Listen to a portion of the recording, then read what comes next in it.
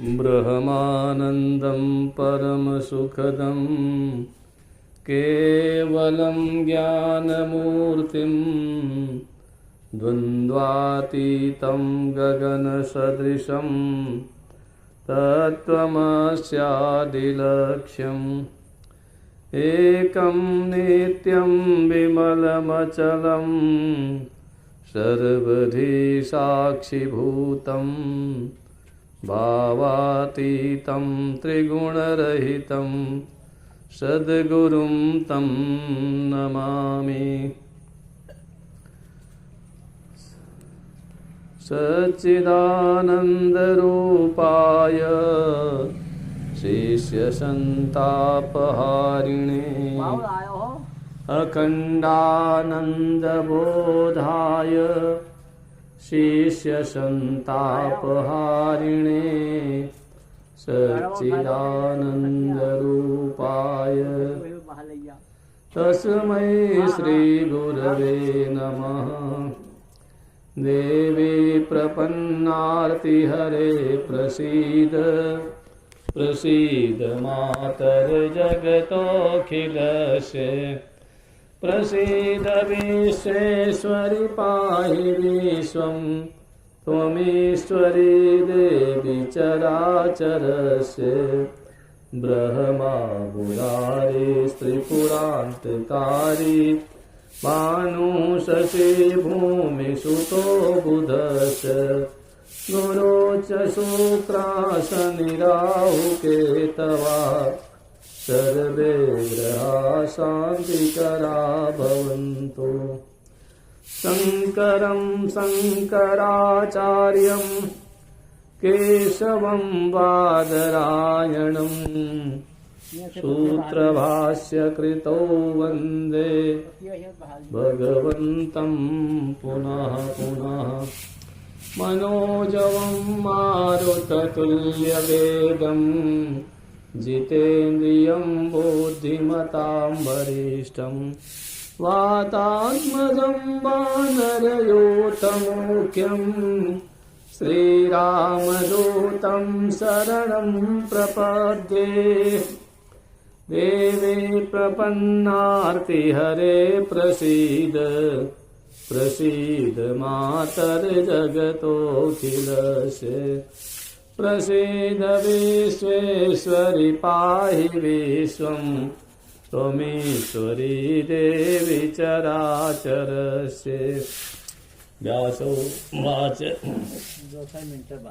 आज माँ काली भवानी के स्थान पर श्रीमद्देवी भागवत महापुराण की कथा में हम लोग श्रवण करेंगे महासरस्वती के आख्यान का, शुंभ निशुंभ की उत्पत्ति और उनका देवी जी के द्वारा विनाश। व्यास जी कहते हैं, श्रृणुराजन प्रवक्ष्यामि देव्याश्चरितमुत्तमं सुखदं सर्वजन्तूनां सर्वपाप प्रणाशनम। देवी जी के उत्तम चरित्र को सुनो, ये सब प्राणियों को सुख देने वाला और समस्त पापों का नाश करने वाला है। प्राचीन काल में दो राक्षस पैदा हुए, एक का नाम है शुंभ, दूसरे का नाम है निशुंभ। दोनों आपस में भाई भाई हैं।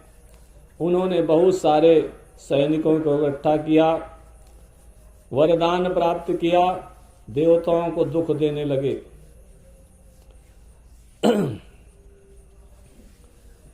उन महाबली राक्षसों का माँ भगवती ने संहार किया। जनमेजय जी महाराज प्रश्न करते हैं, वे दानव कौन थे? राज सिंहासन पर उन्हें किसने बिठाया? स्त्री के द्वारा उनका वध कैसे हुआ? उनके चरित्र का विस्तार से वर्णन करें। तो व्यास जी ने कहा कि शृणुराजन कथां देव्यां सर्व पाप प्रणाशिनी देव्याश्चरित संयुक्तां सर्वार्थ फलदां शुभां। सभी पापों का नाश करने वाली, सब प्रकार का मंगल देने वाली उन माँ भगवती के दिव्य कथाओं को श्रवण करो। प्राचीन काल में दो दैत्य पैदा हुए, शुंभ और निशुंभ। पाताल से भूमंडल पर आ गए। दोनों भाई देखने में बड़े सुंदर हैं। तो पुष्कर तीर्थ में जाते हैं, जहाँ ब्रह्मा जी का मंदिर है, आपके राजस्थान क्षेत्र में पड़ता है।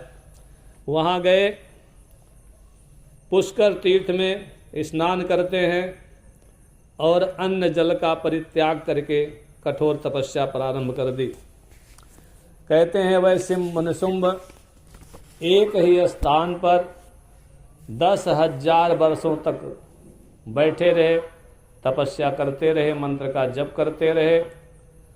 अंत में पितामह ब्रह्मा जी उनको वर देने के लिए आ गए, हंस पर सवार होकर के। ब्रह्मा जी ने कहा, आप दोनों उठो, मैं तुम्हारी तपस्या से प्रसन्न हूँ, जो भी चाहते हो अभीष्ट वर मांग लो। तो जब ये कहा ब्रह्मा जी ने, तो दोनों का ध्यान टूट गया। ब्रह्मा को परिक्रमा करके प्रणाम किया और जैसे दंड जमीन पर लेट जाता है, उसी तरह से ले करके साष्टांग प्रणाम किया। तपस्या भी से बहुत दुर्बल हो गए हैं। अपनी कंपायमान वाणी में कहते हैं, हाथ जोड़ करके, ब्रह्मदेव, अगर आप हमारे ऊपर प्रसन्न हैं तो हमें ऐसा वरदान दीजिए कि हम लोग अमर हो जाएं। मृत्यु से बड़ा संसार में कोई भय नहीं है। मृत्यु के भय को दूर करने की कृपा करें। ब्रह्मा जी ने कहा, ये कैसा वरदान मांगते हो? किसी के लिए भी ये वरदान सर्वथा अदेय है। ये वरदान किसी को दिया ही नहीं जा सकता, क्योंकि मृत्यु लोक में जिसका जिसका जन्म होता है उसको मरना ही पड़ता है। चाहे मनुष्य हो, चाहे ऋषि हो, चाहे पशु पक्षी हो, और चाहे जो है परमात्मा स्वयं आए। तो दोनों ने आपस में विचार विमर्श किया, तब क्या मांगा जाए? तो फिर कहते हैं, महाराज अगर ऐसा है तो एक कृपा करो कि देवता, मनुष्य, पक्षी, मृग, इसमें से किसी भी जाति के पुरुष से हमारी मृत्यु न हो। बाकी संसार में कोई ऐसी बलवान स्त्री नहीं है जो हम लोगों का नाश कर सके। इस चराचर त्रिलोकी में भी हमसे बड़ा न कोई शक्तिशाली है और न कोई जो है तपोबल वाला है। इस प्रकार दोनों भाई कहते हैं। ब्रह्मा जी ने कहा, एवमस्तु। ब्रह्मा जी ने वरदान दे दिया और दोनों भाई अपने अपने स्थान पर चले गए। घर पहुँचे, शुक्राचार्य जी को अपना पुरोहित बनाया, गुरु के रूप में उनका वर्ण किया। एक दिन बहुत सुंदर, जब नक्षत्र आया, मुहूर्त आया, सोने के दिव्य सिंहासन पर बैठा करके उनका शुक्राचार्य जी ने राज्याभिषेक कर दिया। शुंभ निशुंभ में बड़ा भाई शुंभ है, तो बड़ा होने के कारण उसे ही राजगद्दी पर बैठाया गया। महाराज शुंभ के राजा बनने की घोषणा होते ही जितने इधर उधर सब छुपे हुए थे दानवगण सब वहाँ आ गए। चंड मुंड, धूम्रलोचन, सब बड़ी बड़ी सेना लेकर के रक्तबीज उनके पास आ गए। उनका स्वस्तिवाचन करते हैं, प्रणाम करते हैं कि महाराज हम जो है आपके इस कार्य में सहायता करेंगे, आपके तरफ से युद्ध करेंगे। शुंभ को राजा बनाया और सब लोग उसके सेवक बन गए। तो देवताओं का स्वभाव होता है, शक्ति आ जाए सबसे पहले इंद्रलोक पर अधिकार करो, स्वर्ग अपने अधीनस्थ हो जाए, सेना लेकर के चल पड़े स्वर्ग की ओर। लोकपालों के साथ घनघोर युद्ध हुआ, इंद्र के साथ युद्ध हुआ। कहते हैं निशुंभ आगे आगे चल रहा था, इंद्र के वज्र से प्रहार से घायल होकर के वो भूमि पर गिर पड़ा और निशुंभ की सेना भाग गई। शुंभ ने कहा, देवताओं को मैं अभी दंड देता हूँ। बाण चला चला करके देवताओं को मारने लगा। आज शुंभ ने बड़ा भीषण युद्ध किया। उसके युद्ध करने से इंद्र समेत सारे देवता पराजित हो गए। स्वर्ग में महाराज शुंभ प्रवेश करते हैं, कामधेनु गाय को ग्रहण कर लेते हैं। पारिजात वृक्ष, कल्प वृक्ष उनका अपना हो गया। अब तीनों लोकों में शुंभ का शासन है। पाताल से लेकर के स्वर्ग तक उनके अलावा कोई नहीं है। यज्ञ में जो स्वाहा स्वाहा के साथ आहुति जी जाती थी, हवन होता था, उसमें भी उनको अंश मिलने लगा। नंदन वन में अब विहार करते हैं और सोम रस का पान करते हैं। फिर उन्होंने अलकापुरी पर चढ़ाई की, कुबेर को जीत लिया, सूर्य चंद्रमा का भी अधिकार छीन लिया, यमलोक भी उनके अधिकार में आ गया। सब देवता वहाँ से पलायन कर गए। अपने असुरों को उसने यथा यथा स्थान पर नियुक्त कर दिया। अधिकार से वंचित होकर के देवता जंगल जंगल भटक रहे हैं, बहुत कष्ट में है, कोई सहारा नहीं है। क्या करें? कंदराओं में रहते हैं, गुफाओं में जा कर के रहते हैं, कहीं भी सुख चैन से नहीं रह पा रहे हैं, बड़े कष्ट में हैं। समय की गति बड़ी न्यारी होती है। समय वो है जो व्यक्ति को राजा बनाता है, राजा को भिखारी बनाता है, दाता को याचक बनाता है, याचक को दाता बनाता है, अज्ञानी को ज्ञानी और वीर को जो है कायर बना देता है समय। 100 अश्वमेध यज्ञ करने के बाद इंद्र को इंद्रासन प्राप्त हुआ था, लेकिन समय का चक्कर ऐसा चला, आज इंद्र गुफाओं में कंदराओं में छिप करके रह रहे हैं, भोजन के लिए परेशान हैं।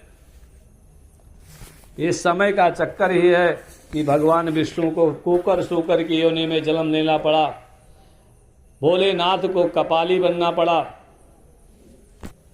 तो इसके बाद जो है व्यास जी आगे की कथा में कहते हैं, राजन ध्यान से सुनना। पराजितासुराः सर्वे राज्यं शुंभः सशासः एवं वर्षसहस्रं तु जगाम नृपसत्तमा। सभी देवता पराजित हो गए, शुंभ शासन करने लगा।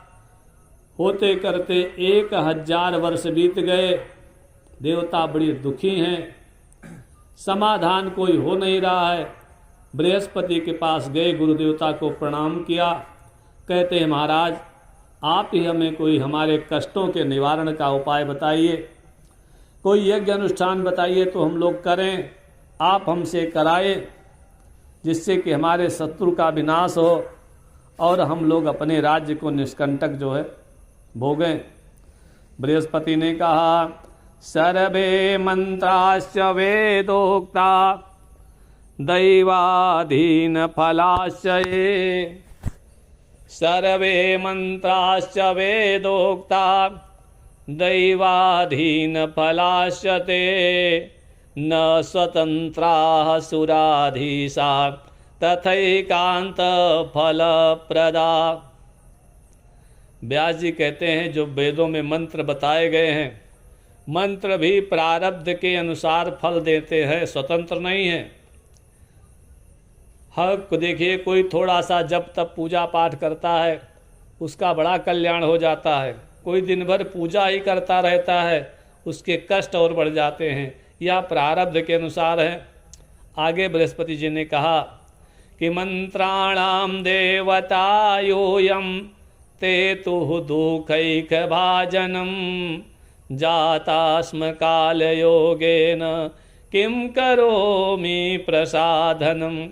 भाई मंत्रों के देवता तो आप ही लोग हो। जब आप लोग स्वयं मंत्र के देवता जो है कष्ट उठा रहे हैं, कंदराओं में घूम रहे हैं, बताइए मैं कौन सा काम करूं। सभी यज्ञ कर्मों में इंद्र, अग्नि, वरुण इत्यादि देवताओं की पूजा होती है। आज वे सारे देवता भिक्षुक की तरह घूम रहे हैं, तो यज्ञ करने से कौन सा फल मिलने वाला है।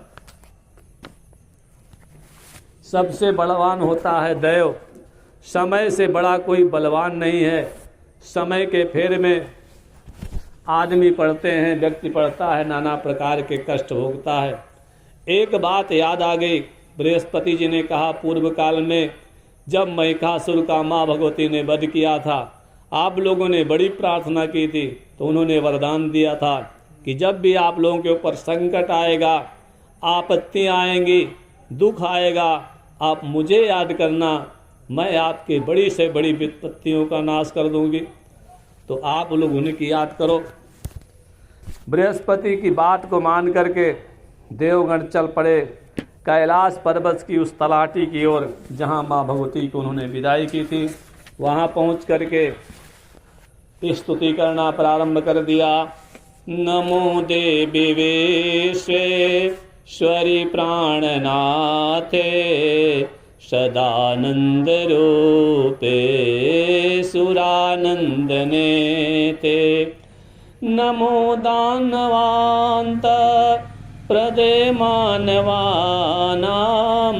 अनेकार्थ दे भक्ति गम्य स्वरूपे। नमो देवी विश्वेश्वरी प्राणनाथे। देवता लोग कहते हैं माँ भगवती आप सबके हृदय में आनंद के रूप में निवास करने वाली, हमारा कल्याण करने वाली हैं। आप मनुष्यों की समस्त पूर्ण कामनाएं पूर्ण करती हैं और अपने भक्तों को दर्शन देती हैं। हम आपको नमस्कार करते हैं, आपको प्रणाम करते हैं। माँ भगवती यदा स्वरूपै करोसि कार्यं सुराणां च तेभ्यो नमामोऽद्य शान्ति। क्षमा योगनिद्रा दया त्वं विवक्षा स्थिता सर्वभूतेषु शस्तै स्वरूपै। पूर्व काल में आपने हम देवताओं का बड़ा भारी कार्य किया था। उस दुर्मद मदांध शत्रु महिषासुर का आपने वध कर दिया था।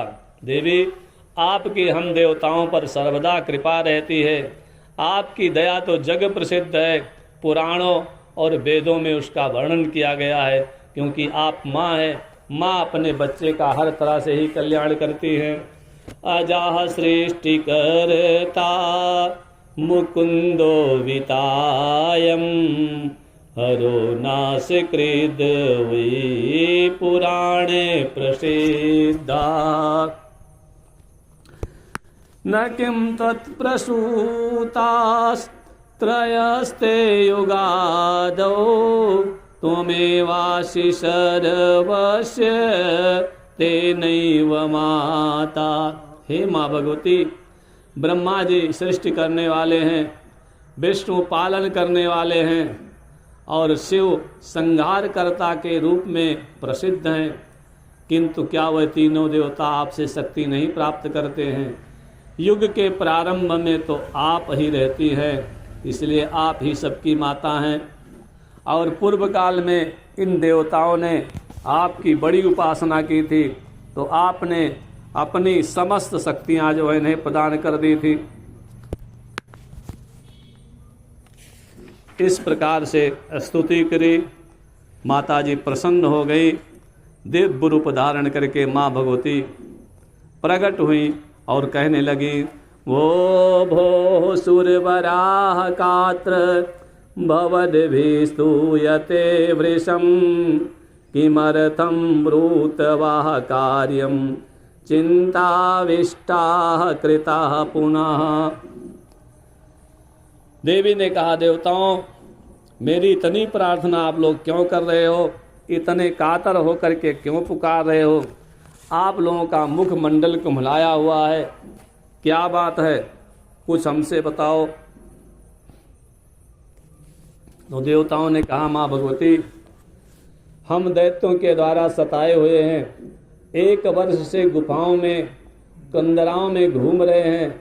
शुंभ निशुंभ नामक 2 राक्षस जो बड़े भयंकर हैं, हमारे हर कार्य में विघ्न डालते हैं। हमको स्वर्ग से निकाल दिया है, हमारे यज्ञ अनुष्ठान बंद कर दिए गए हैं।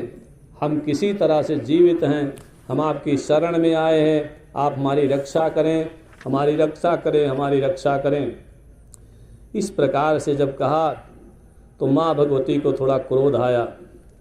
माँ भगवती अपने शरीर से एक दूसरा रूप प्रकट करते हैं।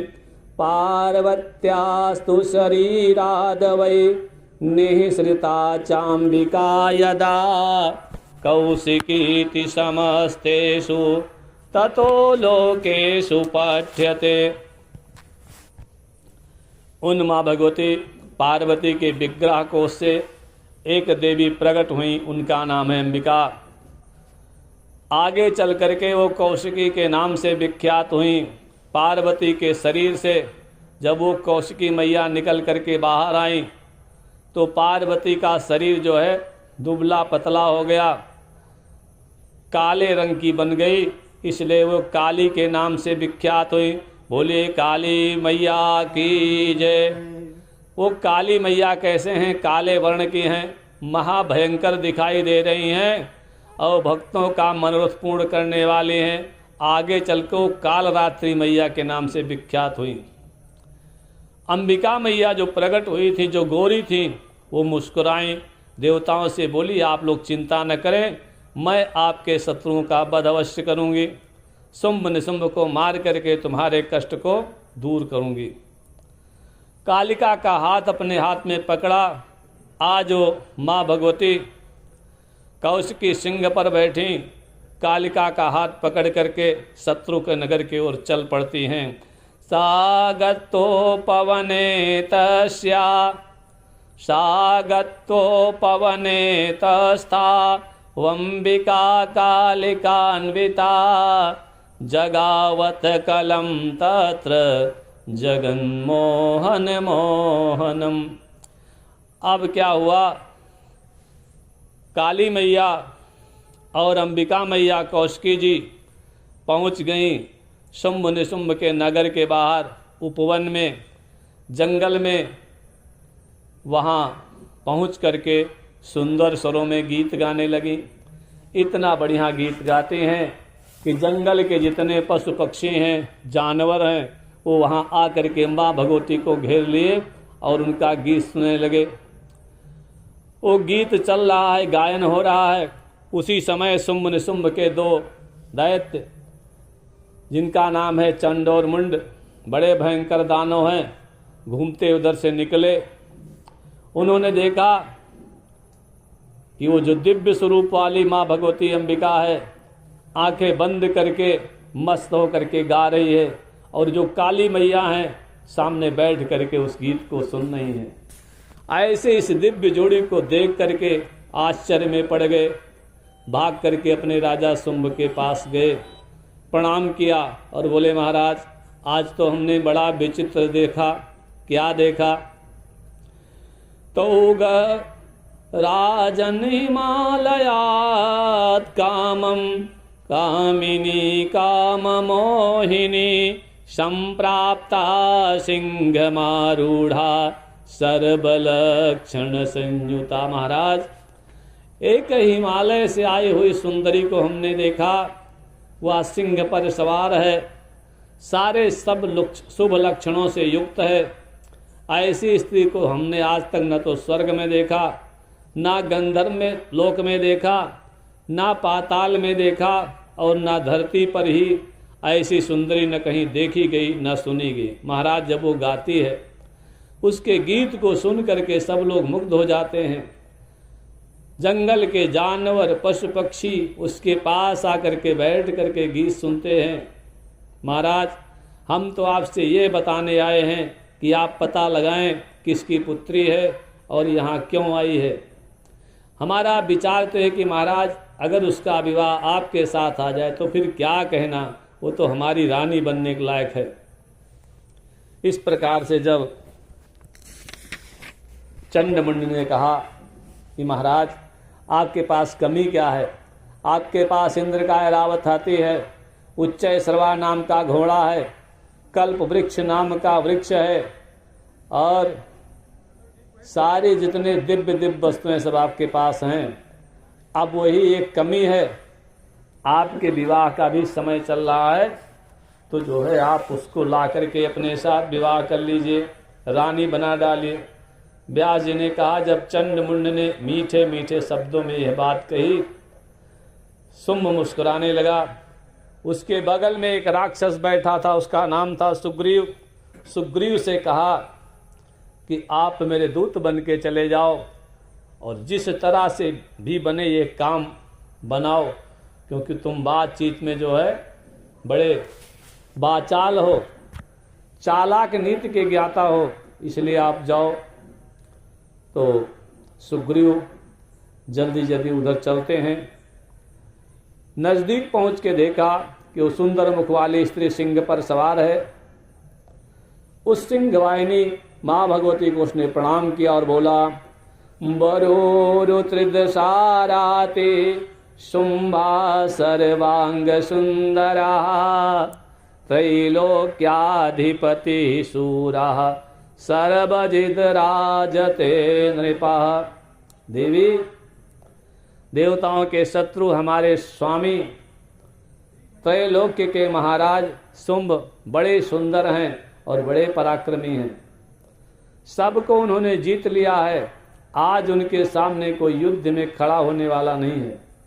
ऐसे महाराज ने आपकी प्रशंसा सुनी तो अपना दूत बना करके मुझे आपके पास भेजा है। क्या कहा है? संदेश सुने कि देवा मया जिता सर्वे त्रैलोक्याधिपतिस्त्वहं यज्ञ भागानहं कांते गृह्णामि स्थिता सदा। देवी, मैंने सभी देवताओं को जीत लिया है, तीनों लोकों का स्वामी हूँ और अपने सिंहासन पर बैठ करके मैं अब यज्ञ का भाग प्राप्त करता हूँ। स्वर्ग लोक की जितनी वस्तुएं हैं सब मेरे कोष में हैं, सब मेरे खजाने में देवताओं के रत्न सब जमा हैं। उन रत्नों का मैं ही स्वामी हूँ। आज तो मनुष्य, राक्षस, देवता सब मेरे अधीन हैं। कोई मेरे सामने खड़ा होने का दुस्साहस नहीं कर सकता।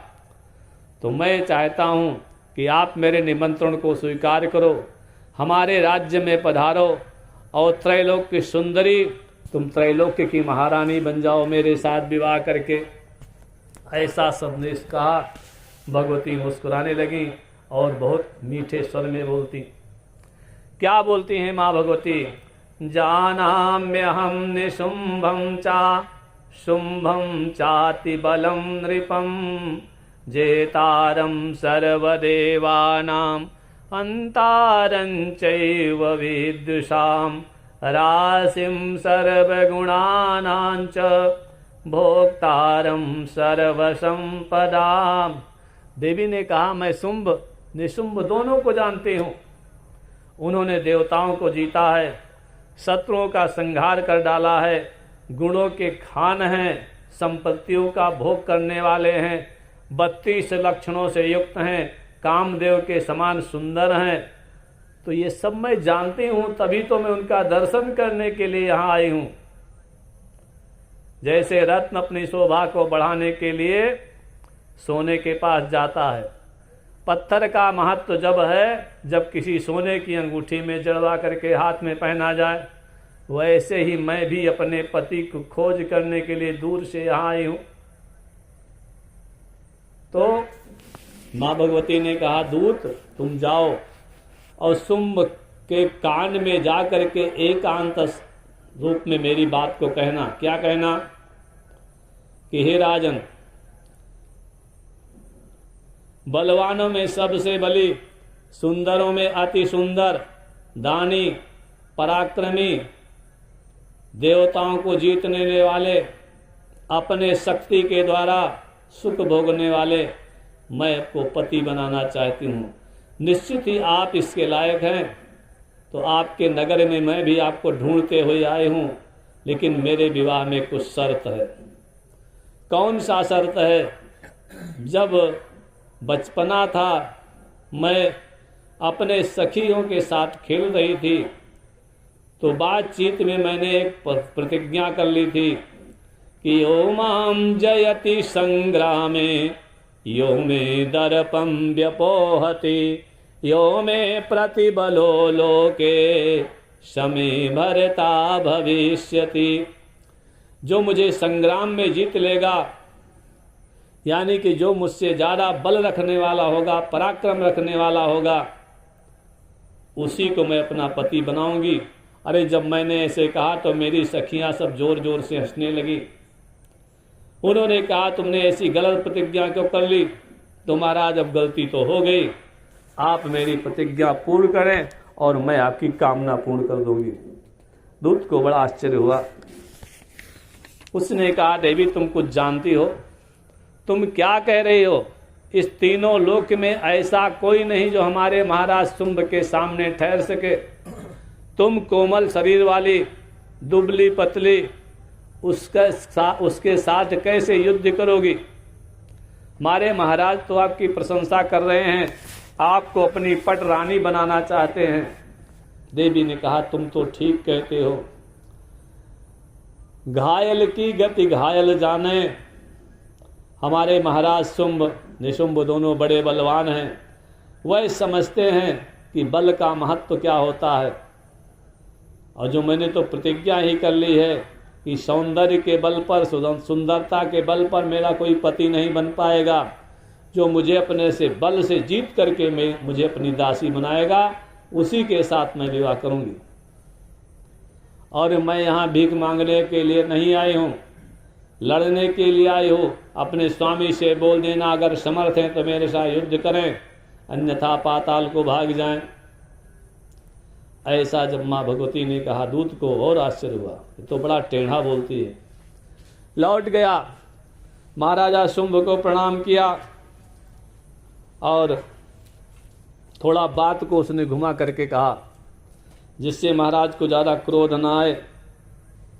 कहता है कि महाराज सत्यम प्रियम च वक्तव्यम तेन चिंता परोह्यहम, सत्यम प्रियम च राजेंद्र वचनम दुर्लभम किल।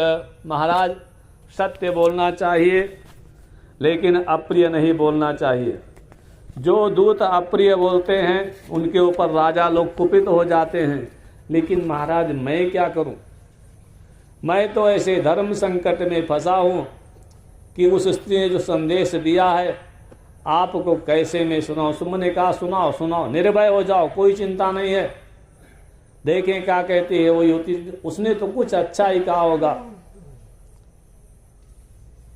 दूत ने कहा महाराज सुनो, सखीनां पुरतः कामं विवाहं प्रति सर्वथा, यो मां युद्धे जय दद्या दर्पंच विघ्नोति वै। मैंने सखियों के सामने प्रतिज्ञा की है, पूर्व काल में जो मुझे युद्ध में जीत लेगा, मेरे इस अभिमान को चूर्ण कर देगा कि मैं बलवान हूँ, उसी के साथ मैं विवाह करूँगी। ये मेरी प्रतिज्ञा कभी मिथ्या नहीं हो सकती, इसलिए मेरे साथ युद्ध करो और मुझे जीत करके यहाँ से ले चलो। महाराज ऐसा मैं नहीं कह रहा हूँ, ऐसा उस स्त्री ने कहा। मैं आपके पास आया हूँ, अब आपको जैसा अच्छा लगे वैसा करें। बाकी वो सुंदर तो है, सिंह के ऊपर सवार है और बड़ी दृढ़ संकल्प वाली लगती है। ऐसा जब कहा तो शुंभ ने अपने छोटे भाई निशुंभ से पूछा, भैया क्या कहते हो? वो हमसे लड़ना चाहती है। अगर युद्धस्थल में जाता हूँ और कहीं लड़ाई भिड़ाई में उसका हाथ पांव टूट गया तो फिर विवाह कैसे करेंगे? तो बड़ा गड़बड़ है। निशुंभ ने कहा भैया तुम शांत रहो, तुम्हें क्रोध जल्दी आता है, तुम बलवान भी जाता हो। मैं सेना लेकर के जाऊंगा, उसको समझा बुझा के ले आऊंगा। लेकिन एक बात है भैया, आप महाराजा हैं और मैं आपका छोटा भाई हूं, तो हम राजवंश के लोग जाएं लड़ने के लिए तो ठीक नहीं है। तो पहले किसी दूसरे को भेजा जाए। किसको भेजा जाए? धूम्रलोचन को। धूम्रलोचन से कहा कि तुम जाओ और उसको पकड़ के ले आओ। तो धूम्रलोचन ने क्या किया कि 60,000 राक्षसों की सेना ली और चल पड़ा। वहाँ पहुँचा, उसने जो है उस स्त्री को देखा। किसको देखा? माँ भगवती को, जो सिंह के ऊपर सवार हैं, दुबली पतली हैं, कृशकाय हैं। तो उसने जो है बहुत मीठी वाणी में बोला कि देवी सुनो, हमारे स्वामी आपके साथ विवाह करना चाहते हैं।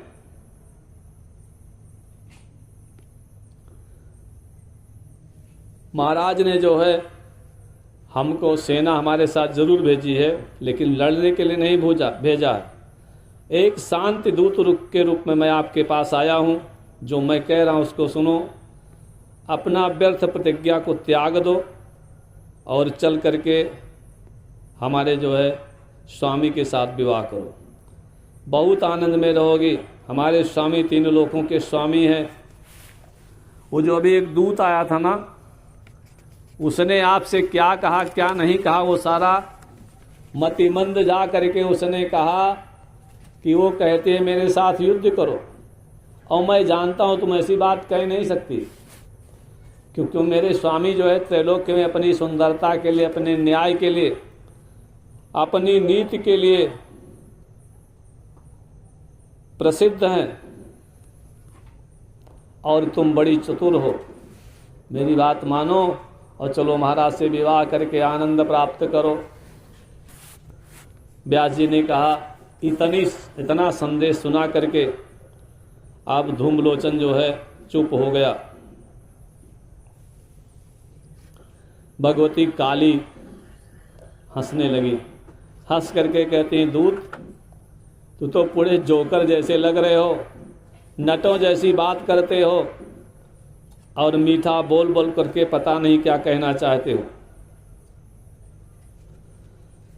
शुंभ ने तुझको जो है सेना दे करके लड़ने के लिए भेजा है। दूत बन करके तुम नहीं आए हो तो क्या हुआ? अब मुझसे युद्ध करो और बाकी बात छोड़ो। अगर युद्ध नहीं करना है तो लौट करके अपने स्वामी के पास जाओ।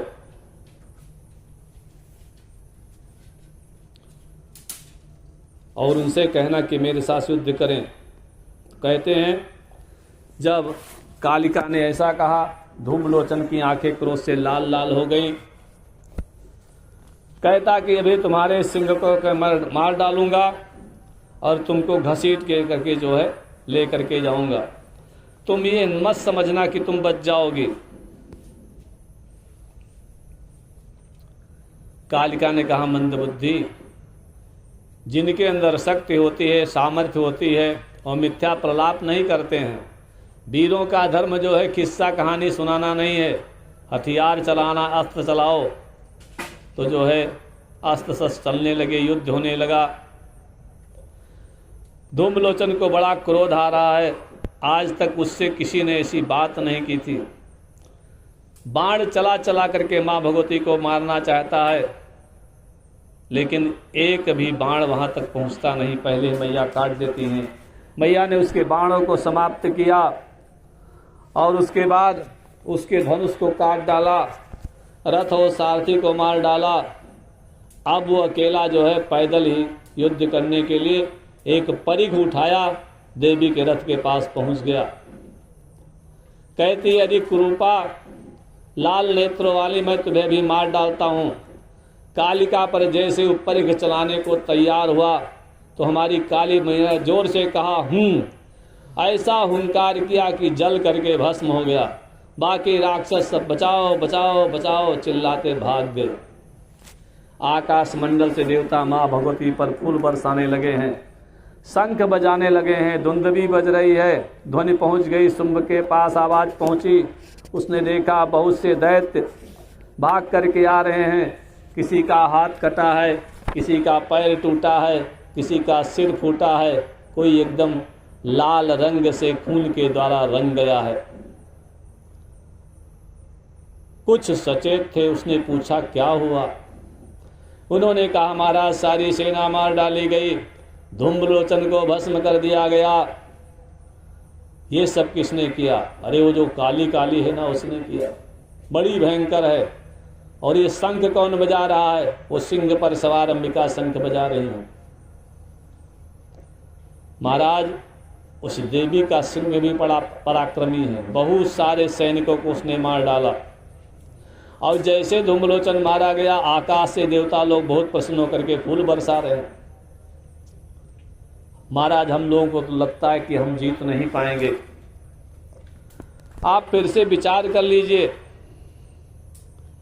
क्योंकि इतने युद्ध के बाद भी उसके चेहरे पर न कोई थकान है और न कोई चिंता है, न कोई डर है। पता नहीं कौन सी योजना बना करके आई है। ऐसा जब दैत्यों ने कहा, शुंभ अपने भाई निशुंभ को, छोटे भाई को लेकर के कमरे में गया एकांत में और कहा, भैया जब कालिका ने अकेले ही धूम्रलोचन को मार डाला, सेना को नष्ट भ्रष्ट कर दिया, बाकी सैनिक जो बच करके आए अंगभंग हो गया है और वो अंबिका शंखनाद कर रही है, क्या करना चाहिए हमको? ऐसा तो है नहीं कि हमसे शादी के लिए आई हो। शादी के लिए आएगा इतना बड़ा वो जो है तूफान नहीं खड़ा करेगा। निशुंभ ने कहा, भैया देखो इस समय न भागना ठीक है और न किले में जाकर के छिपना ठीक है। अब तो जब युद्ध का बिगुल बज गया है तो लड़ाई करना ही अच्छा है। आप आदेश करें तो मैं सेनापतियों को लेकर के जाता हूं, कालिका को मैं मार डालूंगा और अंबिका को पकड़ करके ले आऊंगा।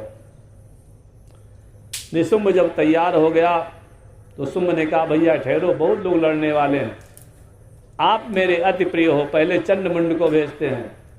अरे खरगोश को पकड़ने के लिए हाथी भेजा जाए, ये कोई बात हुई? चंडमुंड बहुत बड़े वीर हैं, वो जाएंगे, चाहे पकड़ लाएंगे चाहे मार डालेंगे।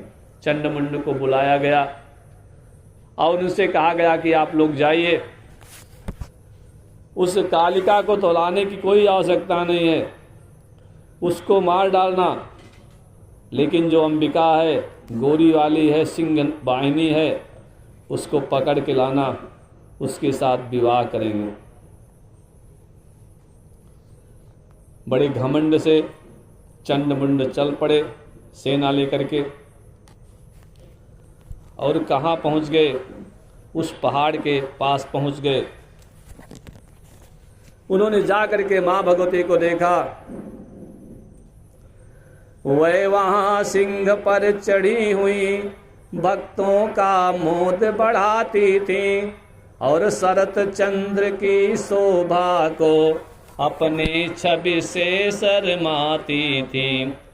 बहुत प्रसन्न हो गया, कहता है, सुंदरी तुम देवताओं की सेना का नाश करने वाले शुंभ और इंद्र पर विजय प्राप्त करने वाले शुंभ को जानती हो नहीं जानती हो? तुम्हें शायद उनके बारे में कुछ पता नहीं है, इसलिए तुम उनसे युद्ध करना चाहती हो। युद्ध न करो, हमारे स्वामी बहुत बलवान हैं, उनके पास बहुत धन है, बहुत सारे साधन हैं, देवताओं के चक्कर में ना पड़ो, चलो हमारे महाराज के साथ विवाह कर लो, आनंद से रहो। तो क्या कहा? जगदम्बा जी ने जो उत्तर दिया कि गच्छ जालममृषा किम त्वं भाससे वंचकं वचः त्यक्त्वा हरिहरादीश्च शुंभम कस्मात् भजे पतिम। देवी जी ने कहा, संसार में और कोई नहीं रह गया, उस शराब पीने वाले, मांस खाने वाले, ब्राह्मणों पर देवताओं पर अत्याचार करने वाले उस शुंभ के साथ ही विवाह करना है, और कोई नहीं रहा। ना मुझे किसी को पति बनाना है, ना पति से मेरा कोई मतलब है, मैं तो पूरे संसार की पति मैं स्वयं हूँ। अब मूर्खों भाग जाओ, मुझसे छल वाली बात न करो। मैंने कई हजार शुंभ निशुंभ देखे हैं और पूर्व काल में मैंने हजारों राक्षसों का वध किया है, इसलिए तुम्हारे बातों से कुछ होने वाला नहीं है। जाओ अपने स्वामी शुंभ निशुंभ से कहना भाग जाएं पाताल की ओर, नहीं तो कोई बचने वाला नहीं है। ऐसा कहा तो चंडमुंड को क्रोध आ गया, धनुष उठाते हैं, बाणों का टंकार करते हैं। अब चंडिका में और चंड में, काली में और मुंड में भयंकर संग्राम होने लगा। एक दूसरे पर बाणों का प्रहार करते हैं, तलवार का प्रहार करते हैं, गदा चलाते हैं, कैसे कौन लड़ जाए। एक बार मुंड ने तो ऐसा किया कि ढेर सारे बाणों का छोड़ा। अंबिका बड़ी कुपित हो गई, कहते हैं मारे क्रोध के काली मैया का मुख जो है काले काले बादलों के समान और काला हो गया। आँख जो है जैसे केले का फूल होता है, लाल लाल आँख हो गई, भौंड़े टहने हो गई, नेत्र फड़फड़ाने लगे। महाकाली का प्राकट्य हो गया। बोलिए काली मैया की। अब काली से जो नई काली पैदा हुई वो क्या पहने हैं? बाघ की खाल लपेटे हैं और हाथी के चर्म को ऊपर जैसे ओढ़नी ओढ़ा जाता है वैसे लपेटे हुए हैं। उन भयानक काली जी के गले में मुंडों की माला है। उनका जो है पेट इतना बड़ा है कि जैसे बहुत बड़ा कोई सरोवर हो। अत्यंत भीषण भय प्रदान करने वाली भगवती काली एक हाथ में खड्ग लिए हैं, एक हाथ में पास लिए हैं और पास के साथ साथ में खट्वांग, जिसको अपने यहाँ गांव वाली भाषा में मचवा कहते हैं, खट्वांग पास। वह माँ भगवती आज काल रात्रि के समान प्रतीत हो रही हैं। बार बार जीभ निकालती हैं, जीभ लपलपा रही है। असुर सैनिकों का संहार करने लगी, सिर काटती हैं, गले मुंडमाला में डाल लेती हैं। अब बहने वाला खून सब पी जा रही हैं। अब ऐसे ऐसे जो है दांतों से चबा चबा करके खा रही हैं। घंटे वाले हाथी, बड़े बड़े हाथी सवार सहित पकड़ करके मुंह में डाल लिया, चबा गई। घोड़ों को, ऊँटों को, सारथियों सहित रथ को सब उठा मुंह में डालती हैं और कड़ कड़ करके चबा रही हैं, खा रही हैं। राक्षसों ने देखा ऐसी देवी कहाँ से आ गई। बाण चलाते हैं, बाण वाण का कोई प्रभाव ही नहीं पड़ता। भाग पड़े, सब लोग भग पड़े कि पता नहीं क्या होगा। किसी ने चक्र चला दिया, माँ भगवती चक्र को भी दांत से तोड़ करके फेंक दिया। चंड मुंड के साथी मारे गए और फिर जो है उस चंडिका ने एक अर्धचंद्राकार बाण चलाया। मुंड पर प्रहार करती हैं तो मुंड जो है नीचे गिरा और मर गया। इसके बाद कुछ देर में बाद जब चंड को होश आया, वही बेहोश पड़ा था, पहले गिर गया था। चंड जो है कालिका देवी से भिड़ गया। माँ भगवती कालिका ने उसके गदा के प्रहार को रोका और बाण छोड़ करके उस असुर को पास में बांध लिया और फिर तलवार से उसके सिर को काट डाला। दोनों भाई मारे गए, राक्षस लोग भाग चले। दोनों भाई के जो है महाबली जो चंड मुंड हैं उनके सिर को जो है पकड़ करके खेलती हुई, जोर जोर से हंसती हुई कालिका मैया सिंह वाहिनी अंबिका के पास पहुंची और बोली, देखो मैं पशु बलि के लिए इन दोनों दानों के सिरों को काट करके ले आई हूँ, आप स्वीकार करें। उस जो है महाकालिका को देख करके अंबिका ने कहा, देवी इनका वध हो गया और आप इन लोगों को ले करके जो मुझे आई हो, मेरे पास ले करके आई हो, तो मैं आशीर्वाद देती हूँ, आज से तुम्हारा नाम होगा चंड मुंड का वध करने के कारण आप चामुंडा के नाम से विख्यात होंगी। आप कभी हिमाचल प्रदेश जाएं तो वहाँ कांगड़ा में जो है चामुंडा देवी का मंदिर है, वहीं पर माँ भगवती ने चंड मुंड का वध किया था और वध करने के बाद वहीं उन्होंने निवास किया। बोले चामुंडा मैया की जय। आज से कालिका मैया का एक नाम हो गया चामुंडा देवी। चामुंडा देवी के नाम से वो हिमालय क्षेत्र में, हिमाचल प्रदेश में कांगड़ा जिले में विराजमान है। अब जो राक्षस बचे थे भाग करके गए शुंभ के पास, महाराज चंड मुंड मारे गए। बड़ी उनकी स्थिति खराब है, क्या करें महाराज, उससे लड़ने लायक नहीं है, हमारी रक्षा करें। उसने चंड मुंड को मारा, बहुत सारे सैनिकों को कच्चा खा गई, हाथ पैर तोड़ा करके हम लोग आए हैं। अब फिर विचार विमर्श करने लगे दोनों भाई कि अब क्या करना चाहिए। तो चंड मुंड में मारे गए। रक्तबीज बैठा सभा में, उसने कहा महाराज जब तक रक्तबीज जीवित है आपको चिंता करने की क्या आवश्यकता, अब मैं जाता हूं। मुझे कोई हराने वाला आज तक पैदा नहीं हुआ, क्योंकि रक्तबीज को एक वरदान प्राप्त था, उसके खून की जितनी बूंदें गिरती थी उसी के समान, उसी के स्वरूप वाले उतने ही विशाल जो है राक्षस तैयार हो जाते थे। तो रक्तबीज को तो कोई हराने वाला है नहीं, अगर कटा उसका हाथ पांव तो खून निकलेगा तो हजारों रक्त बीज तैयार हो जाएंगे। जितने बूंद खून निकलेगा उतने रक्त बीज। तो रक्त बीज चल पड़ा, बोला महाराज चिंता मत करो, या तो मार डालूंगा या पकड़ करके लाऊंगा, आज देखना मेरा पराक्रम। व्यास जी कहते हैं ऐसा कहा करके वह रक्त बीज चला रथ पर बैठ करके सेना लेकर के।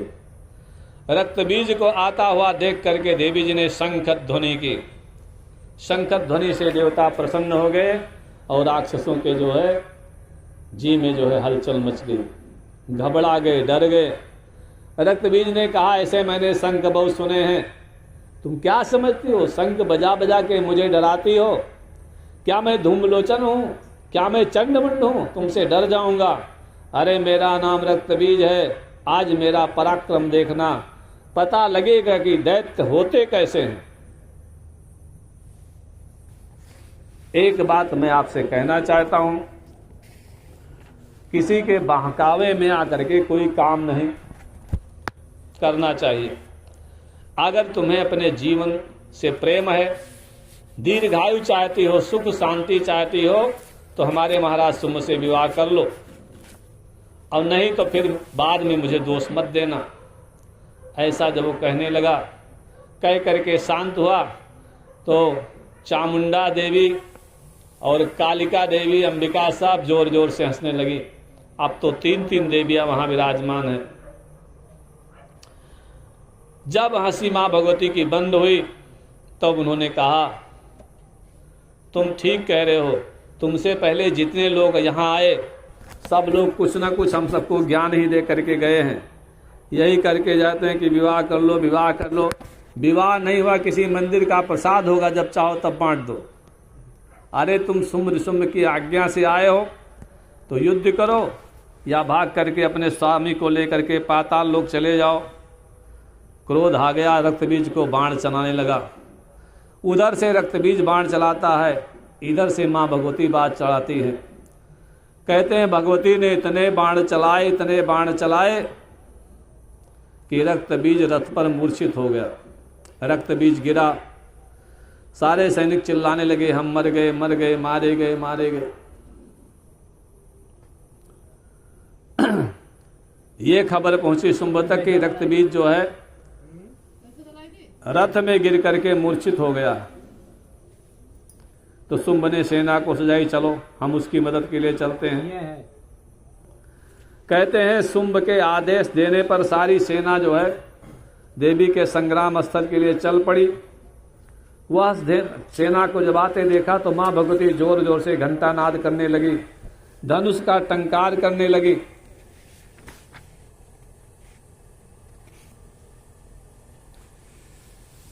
देवताओं ने देखा कि इतनी सेना उधर से आ रही है, शुंभ निशुंभ आ रहे हैं, रक्त बीज भी आया हुआ है, भले मूर्छित पड़ा हुआ लड़ेगा तो ही। तो विष्णु भगवान ने कहा देखो अब सब लोग अपना अपना काम करो, शक्तियां बढ़ाओ, मां भगवती को निर्बल नहीं होना चाहिए। तो क्या हुआ, ब्रह्मा जी ने कहा ठीक है, अपनी ब्रह्माणी शक्ति को निकाला। उसके एक हाथ में जो है रुद्राक्ष की माला है, एक हाथ में कमंडल है, हंस पर सवार होकर के ब्रह्माणी शक्ति आ गई। विष्णु भगवान की शक्ति वैष्णवी विष्णु भगवान के स्वरूप वाली हैं, गरुड़ पर सवार होकर के आई, पीतांबर धारण करके। 4 भुजाएं हैं, चारों भुजाओं में मां भगवती ने शंख चक्र गदा और कमल को धारण किया हुआ है। भगवान शंकर की शक्ति शिवा बैल पर सवार होकर के आई, हाथ में बड़ा सुंदर त्रिशूल लिए हैं, मस्तक पर अर्ध चंद्रमा है, सर्पों का कंगन पहने हैं, बिच्छू कान में लपटाए हुए आ गई। भगवान कार्तिकेय के समान ही उनकी शक्ति कौमारी आ गई, शक्ति धारण करके मोर के ऊपर सवार होकर के। इंद्राणी की शक्ति आई, इंद्र की शक्ति इंद्राणी आ गई, सफेद रंग के हाथी पर सवार होकर के वज्र लेकर के। इसी प्रकार माँ भगवती बाराही सूकर का रूप धारण करके विशाल प्रेत पर सवार होकर के आ गई। भगवती नारसिंही नृसिंह के समान रूप धारण करके आई। यमराज के समान ही यमराज की शक्ति आई, उसका नाम था याम्या देवी। वो मैका पर भैंसे के ऊपर सवार होकर के आई और वरुण की शक्ति वारुणी, कुबेर की शक्ति कौबेरी, जितने जितने देवता थे सब ने अपनी अपनी शक्तियों को मनुष्य के रूप में माँ भगवती की सहायता करने के लिए भेजा। उन सारी शक्तियों को देख करके माँ भगवती बड़ी प्रसन्न हुई। देवता भी निश्चिंत हो गए, दैत्य डर गए कि ये पहले तो एक थी, फिर 2 हुई, अब फिर 3 हो गई, अब 3 से तो एक सैकड़ों की संख्या में हो गई। अब क्या होगा? एक देवी की एक शक्ति थी, उसने शंकर जी से कहा, जाओ हमारा संदेश निशुंभ से शुंभ से बता देना।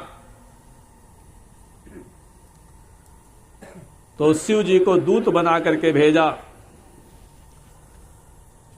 शिव दूतों को दूत बना करके भेजा। शिव जी जाते हैं और शुंभ के पास कहने लगे, राजन, मैं त्रिपुरासुर का संहार करने वाला महादेव हूं, अंबिका का दूत बन करके आया हूं। उन्होंने संदेश भेजा है कि आप लोग पाताल में चले जाओ, जहां राजा बलि रहते हैं, प्रहलाद रहते हैं। जीवन चाहते हो तो, और अगर मरने की इच्छा है तो मेरे सामने आ जाओ, मैं तुमको शीघ्र ही मार डालूंगी। उसने ऐसा कहा है। संदेश को सुना करके भोलेनाथ वापस लौट गए। जिस देवी ने उनको जो है दूत बना करके भेजा था, आगे चल के वो तीनों लोकों में शिवदूती के नाम से विख्यात हुई। जब इस संदेश को सुना तो शुंभ निशुंभ दोनों जो है कवच वगैरह धारण करके और चल पड़े युद्ध के लिए। धनुष उठा लिया, कानों तक प्रत्यंचा खींचते हैं, जोर जोर से बाण चलाते हैं। भगवती कालिका त्रिशूल और गदा शक्ति से जो है बाणों को विदीर्ण करती हुई और उनका भक्षण करती हुई युद्ध में विचरने लगी। भगवती ब्रह्माणी युद्ध कर रही हैं, कमंडल से पानी छिड़क छिड़क करके लोगों को जो है मृत्यु के लोक में भेज देती हैं। बैल पर सवार मां भगवती माहेश्वरी अपने त्रिशूल से दानों पर बड़े वेग से प्रहार करती हैं और उनको मार डालती हैं।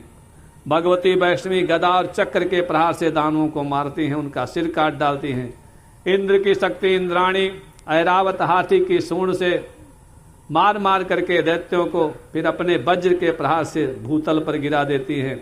भगवती बाराही कुपित होकर के उनका जो तुंड है, मुंह जो होता है बारह का, थूथुन जिसको कहते हैं, अपने तुंड और भयंकर दाढ़ों के प्रहार से सैकड़ों दैत्यों दानों को मार डालती हैं। भगवती नारसिंगी पैने नाखूनों से दैत्यों को फाड़ फाड़ करके खा जाती हैं, बार बार गर्जना कर रही हैं। शिवदूती जो है इतनी जोर से हंसती हैं कि राक्षस मूर्छित हो जाते हैं, और जब वो मूर्छित हो जाते हैं चामुंडा कालिका उनको बड़े प्रेम से खाने लगती हैं। मोर पर विराजमान भगवती कौमारी देवताओं के कल्याण के लिए तीखे बाणों को चला करके शत्रुओं का संहार कर रही हैं। भगवती वारुणी समर में युद्ध में दैत्यों का अपने पास में बांध करके उनको बेहोश कर देती हैं, एक के ऊपर एक को पटक देती हैं, वो मर जाते हैं। इस प्रकार से देवताओं की शक्तियां युद्ध कर रही हैं। दैत्य दल में जोर जोर से चीत्कार हो रहा है, हल्ला मच रहा है, हाय हाय मच रहा है। इतना तेज हल्ला मचा कि वो रक्त बीज जो बेहोश हो गया था उसकी आंख खुल गई। उसने देखा हमारे सब साथी तो भाग रहे हैं, देवता ऊपर से फूल बरसा रहे हैं, गरज रहे हैं। उसने कहा रह जाओ, अब मैं आ रहा हूं, अब बताऊंगा कैसे युद्ध होता है। व्यास जी कहते हैं, वरदानमिदं तस्य दानवस्य शिवार्पितम् अत्यद्भुततरं राजन् शृणु तत्प्रभीम्यहम्। उसको बड़ा भारी वरदान था। कौन सा वरदान था? उसको वरदान ये था कि जहां उसके खून की एक भी बूंद अगर धरती पर गिरती थी तो जितने बूंद खून गिरता था उतने ही रक्त बीज नए नए पैदा हो जाते थे। आज उसको क्रोध आ गया, धनुष बाण लेकर के, तलवार लेकर के अंबिका को मारने के लिए रणभूमि में पहुंच गया। उसने देखा सामने गरुड़ पर विराजमान है वैष्णवी शक्ति भगवान की। उसने उन पर जो है बरछी से प्रहार कर दिया। वैष्णवी ने उस बरछी के प्रहार को अपनी गदा से निष्फल किया और चक्कर चला दिया। आप जैसे चक्र लगा रक्त बीज के, शरीर घायल हुआ, खून की विशाल धारा बाहर निकली। ऐसे लगा कि जैसे जो है पर्वत के शिखर से गेरू की धारा बाहर चली हो। कहते हैं धरती के तल पर जहां जहां खून की बूंदें गिरने लगी, वहां वहां उसी के समान आकार वाले हजारों हजार रक्त बीज पैदा हो गए। इंद्र की शक्ति इंद्राणी को बड़ा क्रोध आया, उसने रक्त बीज पर वज्र से आघात किया। वज्र से शरीर में चोट लगी, खून निकलने लगा। वहां भी जहां जहां खून गिरता है हजारों रक्त बीज पैदा हो जाते हैं। ब्रह्माणी ने ब्रह्मदंड से मारा, माहेश्वरी ने त्रिशूल का प्रहार किया, नारसिंही ने नखों से काटा नोचा, और बाराही ने उस राक्षस को अपने तुंड के प्रहार से चोट पहुंचाई। भगवती कौमारी ने शक्ति से उसके ऊपर प्रहार किया। जहां भी प्रहार लगता है तो खून निकलता है, और खून निकलता है तो फिर सैकड़ों हजारों की संख्या में नए रक्त बीज पैदा हो जाते हैं। कहते हैं थोड़ी ही देर में वो पूरा मैदान रक्त बीज से भर गया। सब के सब कवच पहने हैं, नाना प्रकार के अस्त्र शस्त्र धारण किए हैं और युद्ध कर रहे हैं। उन असंख्य रक्त बीजों को प्रहार करते हुए देख करके देवता बेचारे डर गए। अब क्या होगा? एक रक्त बीज था तो हालत खराब थी, ये तो लाखों पैदा हो गए। अब दानों तो नहीं मारे जा सकते। अब तो वहां नीचे जमीन में केवल चंडिका हैं, अंबिका हैं, काली मैया हैं। इन देवियों के द्वारा इतने सारे राक्षसों को कैसे मारा जा सकता है? अब तो बड़ा गड़बड़ हो गया। अगर कहीं इस घटना का फायदा उठा करके सुम मैदान में आ गए तो आसानी से मां भगवती का वध कर डालेंगे। देवता आंखों से आंसू नहीं गिर रहा है, बाकी उनके सारे कर्म हो गए हैं, बहुत दुखी हैं। देवताओं को दुखी देख करके अंबिका मैया ने कहा, काली जी का स्मरण किया, काली मैया को याद किया। क्या कहती हैं? आप लोग भी 2 बार काली मैया का नाम लें, दुर्गा जी का भजन करें, फिर आगे चलते हैं। दुर्गति नाशिनी दुर्गा जय जय, दुर्गति नाशिनी दुर्गा जय जय, दुर्गति नाशिनी दुर्गा जय जय, दुर्गति नाशिनी दुर्गा जय जय, काल विनाशिनी काली जय जय, काल विनाशिनी काली जय जय, काल विनाशिनी काली जय जय, काल विनाशिनी काली जय जय, राधा रुक्मिणी सीता जय जय, राधा रुक्मिणी सीता जय जय, राधा रुक्मिणी सीता जय जय, राधा रुक्मिणी सीता जय जय, उमा रमा ब्रह्माणी जय जय, उमा रमा ब्रह्माणी जय जय, उमा रमा ब्रह्माणी जय जय, उमा रमा ब्रह्माणी जय जय, दुर्गति नाशिनी दुर्गा जय जय, दुर्गति नाशिनी दुर्गा जय जय, काल विनाशिनी काली जय जय, काल विनाशिनी काली जय जय, बोली काली मैया की जय। तो अंबिका मैया ने काली मैया को याद किया और काली से कहा, हे देवी काली, अब आज तुम्हारी आवश्यकता है, अपने मुख को जरा बहुत बड़ा फैला दो। कितना बड़ा? इतना बड़ा फैलाओ कि जब मैं शस्त्र के द्वारा रक्त बीज के सिर को काटूं तो उसके सिर से जितना रक्त निकले उसको आप पीती जाओ और उसके धड़ को खा लो। कुछ भी एक बूंद ना जमीन पर खून गिरे और ना ही उसका धड़ गिरे। देवी जी कहते हैं, भक्षयन्ति चरणे दानवानद्य कामता, हनिष्यामि शरैस्तीक्ष्णैर्गदाशिमुशिलैस्तथा, जिन दानवों को मैं गदा से, तलवार से, बाण से मारूं, उनको जो है सबका रक्त पी लिया करो और सबको खा जाओ। इस प्रकार से तुम पीना रक्त कि एक बूंद भी जो है जमीन पर ना गिरे। बिंदु मात्रम यथा भूम्याम न पतेदपि सांप्रतम, एक बूंद ना गिरे, क्योंकि जब एक बूंद भी खून नहीं गिरेगा तो नया तो पैदा नहीं होगा और पुराने धीरे धीरे समाप्त हो जाएंगे। तो जब ऐसा अंबिका ने कहा, काली मैया ने अपने मुंह को बहुत बड़ा फैला दिया। आप लोग वही विंध्याचल जाएं और वहां जब काली खो पर दर्शन करने जाते हैं तो मां भगवती का बहुत बड़ा मुंह खुला हुआ आकाश मंडल की ओर देख रहे हैं। वहीं पर मां भगवती ने रक्त बीज के रक्त को पान किया था। रक्त बीज के रक्त को मैया पान करने लगी, पीने लगी और जगदम्बा अंबिका जी खड्ग और मूसल से दैत्य को मारने लगी। और वो चामुंडा मैया जिनका नाम काली है, वो शरीर के कटे हुए अंगों का भक्षण करके सब निपटा रही हैं। रक्त बीज भी चामुंडा को मारने के लिए गदा चला रहा है, तलवार चला रहा है, लेकिन हाथ पांव चला रहा है, लेकिन मां भगवती ने उसके खून को पीना नहीं छोड़ा। जितने रक्त बीज के अंश से उत्पन्न हुए थे सबको चामुंडा ने मार डाला, उनका भी रक्त मां भगवती पी गई, सब को खा गई। पता नहीं कितना बड़ा पेट होगा मैया का। सारे नकली रक्त बीज मारे गए, अब बचा एक असली वाला रक्त बीज। मां भगवती ने उसे भी मारा, खड्ग से उसके टुकड़े टुकड़े करके और सब मैया को खाने के लिए दे दिया। रक्त बीज मारा गया, उसका जो है रक्त वाला वरदान धरा का धरा रह गया।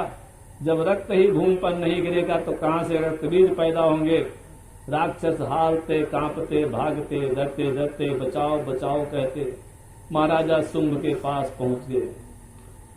उनका शरीर एकदम खून से लथपथ है, वाणी थर थर थर थर कांप रही है।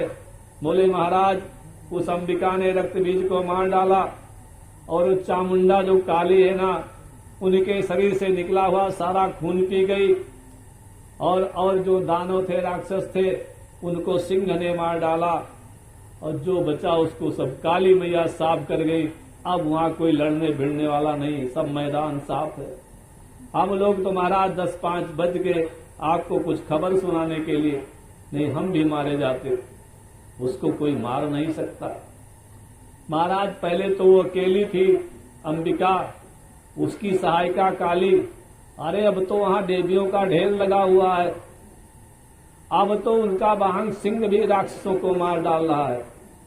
तो महाराज विचार विमर्श कर लीजिए, अभी समय है, संधि कर लीजिए। जिस युद्ध में नुकसान ही नुकसान सामने आवे उसको अधिक दिन तक नहीं चलाना चाहिए, क्योंकि राक्षस मारे गए, रक्त बीज मारा गया और धूम्रलोचन मारे गए, चंडमुंड चले गए। महाराज अब किसकी प्रतीक्षा है? तो शुंभ ने कहा, तुम लोग मूर्ख हो। युद्ध के मैदान में अगर लड़ाई नहीं लड़नी है तो पाताल भाग जाओ, और तुम लोग चाहे जहां जाओ, लेकिन मैं आज उस चंडिका को, उस अंबिका को छोड़ने वाला नहीं हूं। तीनों लोक पर मेरा शासन है, मैंने देवताओं पर जीता, देवताओं पर विजय प्राप्त की, स्वर्ग का सुख भोगा। आज एक स्त्री लड़ने के लिए आ गई तो मैं पाताल भाग जाऊं? मुझे तो अपने मित्र, अपने प्रिय रक्त बीज का बदला लेना है, चंड मुंड के मृत्यु का मुझे बदला लेना है। मैं पाताल जाने वाला नहीं हूं। अरे जो पैदा हुआ एक ना एक दिन तो सबको मरना है। भाग करके मैं अपने दुर्लभ यश का त्याग नहीं करूंगा। मैं तो युद्ध के मैदान में चलता हूं और आज उसे मार करके ही मैं वापस लौटूंगा, और अगर उसको नहीं मार पाया तो मैं फिर वापस आने वाला नहीं। आप लोगों में जो भी अपने जीवन की इच्छा रखते हो, यश प्राप्त करना चाहते हो, सेना लेकर के मेरे साथ चलो। तो जब ऐसा शुंभ ने कहा, निशुंभ खड़ा हो गया, बोले भैया आप बैठे, छोटे भाई के होते हुए बड़े भाई को युद्ध करने की कोई आवश्यकता नहीं, मैं जाता हूं। उस अंबिका को घसीट करके आपके सामने लेकर के आता हूं, आप चिंता मत कीजिए। इस प्रकार से जब कहा शुंभ ने कहा ठीक है। निशुंभ का श्रृंगार किया गया, कवच इत्यादि पहनाया गया, अस्त्र शस्त्र से सुसज्जित हो करके एक बड़े रथ के ऊपर बैठा और चल पड़ा युद्ध की ओर। बंदीजन उसका गान कर रहे हैं, स्तुति कर रहे हैं। समर भूमि में पहुंच गया तो कहते हैं कि जो आगे आगे निशुंभ सेना लेकर के चले और पीछे पीछे जो है शुंभ भी चला आया कि हमारा भाई अगर कहीं जो है कमजोर पड़ेगा तो तुरंत उसकी जो है मदद करेंगे। तो शुंभ थोड़ा पीछे है, दर्शक के रूप में बैठे, देख रहे युद्ध कैसे चलेगा। और आकाश मंडल में इंद्र समझ देवता खड़े हैं, यक्षगण खड़े हैं। कैसे खड़े हैं? डर के मारे सामने नहीं आते, बादलों में छुप छुप करके खड़े हैं। इधर निशुंभ के हाथ में एक बहुत बड़ा धनुष है जो सींग का बना हुआ है। मां भगवती को डराता है और झरझर झरझर बाणों की वर्षा करने लगा। भगवती ने देखा बाण आ रहे हैं तो भगवती चंडिका ने अपना धनुष उठाया और जोर जोर से हंसना प्रारंभ किया। चंडिका काली से कहती है, देवी काली, इन दोनों उल्लुओं को देखो, तेरे पास मरने के लिए आ गए हैं, तेरा भोजन आ रहा है ताजा ताजा, तू तैयार हो जाओ। रक्त बीज की गति ये लोग भूल गए हैं, क्या दुर्गति उसकी हुई थी, कैसे मूर्ख प्राणी हैं। अब ये शुंभ निशुंभ मेरे सामने इतने युद्ध के बाद आए हैं, अब इनको मार देना अतुचित है क्योंकि देवता लोग भी बहुत घबरा रहे हैं। ऐसा कहा चंडिका मैया ने काली से कहा और बाणों को चलाना प्रारंभ कर दिया। इतने बाण चलाए कि निशुंभ बाण के अंदर ढक गया। निशुंभ ने भी अपने धनुष के द्वारा चंडिका के बाणों को काटा। आपस में जो है भीषण युद्ध होने लगा। शुंभ ने अपने सिर के बालों को ऐसे ऐसे हिलाया, कैसे हिलाता है कि जैसे बलवान हाथी तालाब में जल जाकर के सूंड से मरते हैं। भगवती का सिंह जोर जोर से दहाड़ने लगा और जो भी सामने आ जाता है नख से प्रहार करता है, दांतों से प्रहार करता है, फाड़ करके खा जाता है। देखा सिंह हमारी सेना का संहार कर रहा है, निशुंभ जो है धनुष लेकर के सिंह की ओर दौड़ पड़ा। इस सिंह को नहीं छोड़ना है, बड़ा दुष्ट है। जैसे निशुंभ दौड़ा, पीछे पीछे तमाम राक्षस लोग अपना अपना हथियार लेकर के मां भगवती के ऊपर टूट पड़े।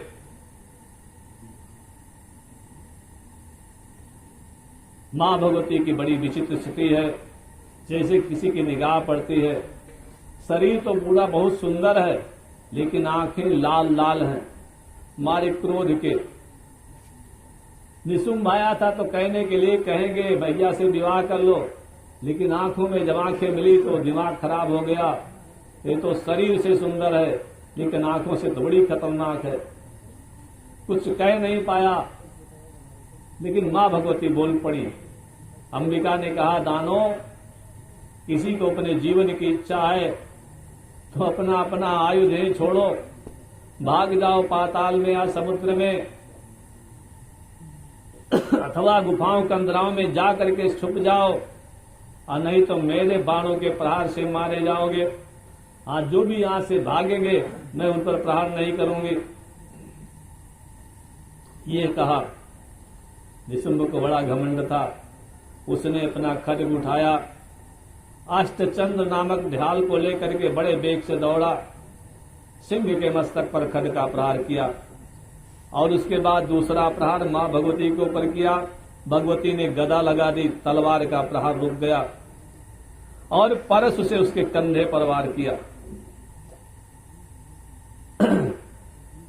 कंधे पर वार हुआ, खून निकलने लगा, कंधा कटा, लेकिन फिर भी वो उस पर ध्यान नहीं देता, फिर भगवती जी के ऊपर प्रहार करता है। चंडिका ने देखा इसका समय आ रहा है तो आप जानते हैं कोई काम होने वाला है तब एक अलार्म वाली घंटा बजता है। मां भगवती ने भी घंटा बजाया और मधुपान करने लगी। उधर देवता लोग आकाश में डर रहे हैं, क्योंकि उसी समय जो है पक्षी जो है मांसाहारी जो क्रूर पक्षी हैं वो बोलने लगे, कुत्ते बोलने लगे, सियार रोने लगे, गीध उड़ने लगे, कौआ क्वां क्वां करने लगे। कोई बहुत बड़ी अनहोनी घटना घटने वाली है। मां भगवती मधुपान कर रही हैं। निशुंभ ने देखा मेरे साथी सब मारे जा रहे हैं। एक भयंकर गदा उठाई और मां भगवती के सामने पहुंच गया। सिंह पर गदा से प्रहार करता है। फिर मां भगवती के ऊपर भी गदा से प्रहार किया। मां को क्रोध आ गया, कहने लगी, अरे मूर्ख, तिष्ठ मंदमते तावद यावद खड्गमिदं तव ग्रीवायां प्रेरयाम्यास्मात् गन्तासि यम साधनम। देवी कहती, क्षण भर प्रतीक्षा तो करो, मैं तलवार चला रही हूं। जब तक ये तलवार तुम्हारे गर्दन तक न पहुंच जाए तब तक प्रतीक्षा करो, बाकी तो यमपुरी पक्का पक्का पहुंच जाओगे। मां भगवती ने तलवार चलाई, निशुंभ का मस्तक कट करके दूर गिराई। और जो धड़ था हाथ में गदा लेकर के देवताओं को डराता हुआ इधर उधर घूम रहा है, सिर गायब हो गया। मां भगवती ने बाण चलाए, उसके दोनों हाथ दोनों पैर भी काट दिए। पहाड़ के समान धरती पर गिर पड़ा, थोड़ी देर में प्राणहीन हो गया। राक्षस सेना में हाहाकार मच गया।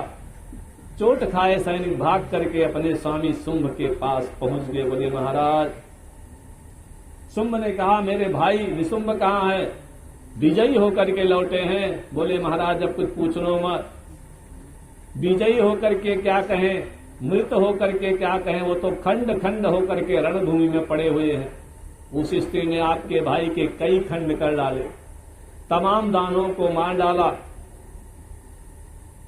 महाराज, वो सामान्य नारी नहीं है, कोई विशेष है। अभी भी आप उसको पहचान ले तो अच्छा रहेगा। हम तो चाहते कि जितने मारे गए, और जो बच गए वो तो कम से कम चल करके सुख संपन्न सुखी रह करके रहें। यहां युद्ध करने से क्या फायदा? महाराज, अगर जीवन बच गया फिर शक्ति इकट्ठा करेंगे, फिर चढ़ाई करेंगे, फिर स्वर्ग का राज्य भोग लेंगे। अभी प्राण देने की आवश्यकता नहीं है। शुंभ ने कहा, मूर्खों, ज्ञान सिखाते हो।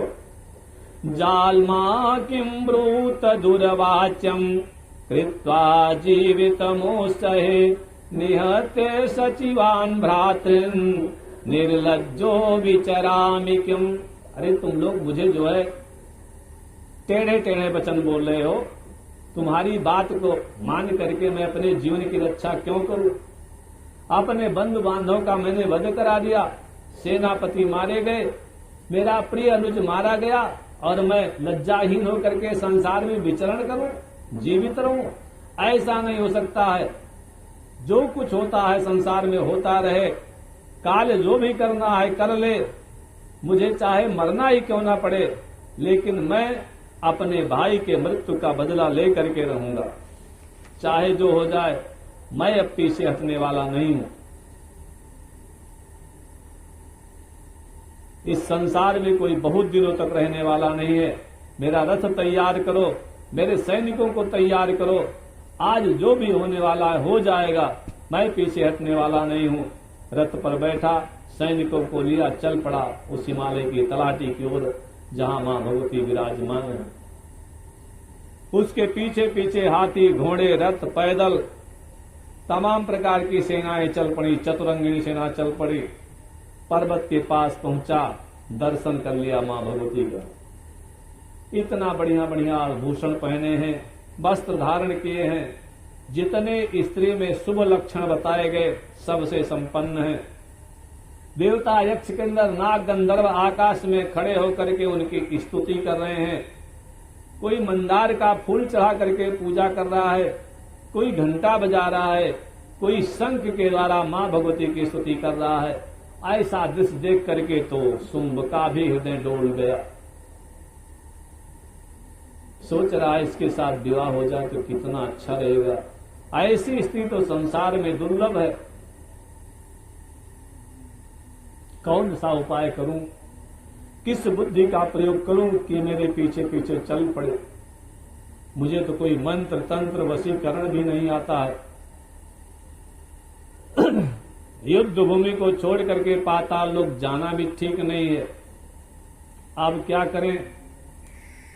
सोचते हैं कुछ नहीं कर सकते तो कम से कम इसके हाथ से मर तो सकते हैं, लेकिन अगर स्त्री के हाथ से मारे गए तो जिंदगी भर का बना बनाया जो वीरतापन का अभिमान था समाप्त हो जाएगा, पूरे कुल की बेइज्जती हो जाएगी। विचार करते हैं क्या करना चाहिए। सोचते हैं ठीक है युद्ध करते हैं, या तो जीतेंगे या मरेंगे। धैर्य का सहारा लिया, देखते हैं क्या होता है।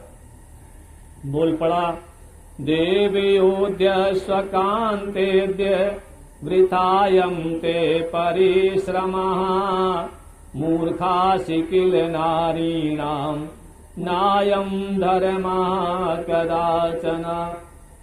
कहता है देवी युद्ध करो, लेकिन इस समय तुम्हारा परिश्रम व्यर्थ है, तुम मूर्ख हो, क्योंकि युद्ध करना स्त्रियों का धर्म नहीं है।